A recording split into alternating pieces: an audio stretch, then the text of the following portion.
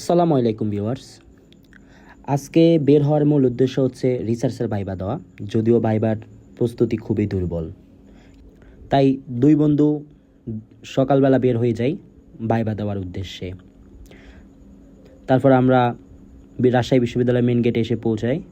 ধীরে ধীরে ক্যাম্পাসের ভিতরে প্রবেশ করি।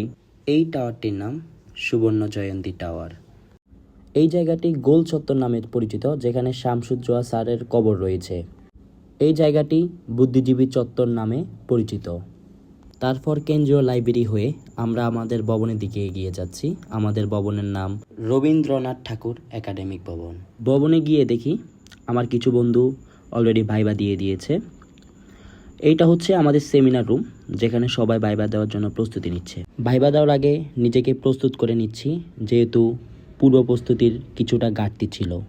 আলহামদুলিল্লাহ ভাইবা মোটামুটি ভালোই হলো, এবং আমরা আমাদের বন্ধুদের সাথে আলোচনা করতেছি কার ভাইবা কেমন হলো। তারপর ধীরে ধীরে আবার ডিপার্টমেন্ট থেকে নিজের ম্যাচের উদ্দেশ্যে রওনা হলাম।